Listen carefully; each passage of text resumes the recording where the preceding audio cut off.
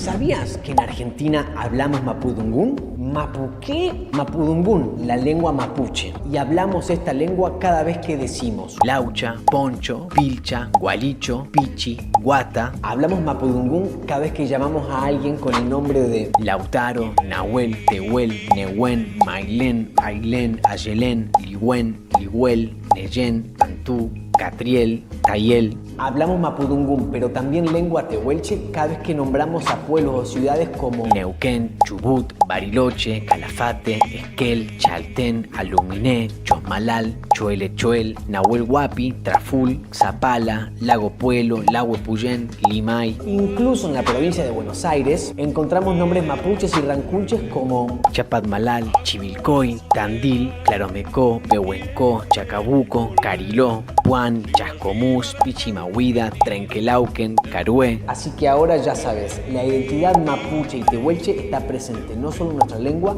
sino que en muchos de los nombres de nuestro territorio argentino.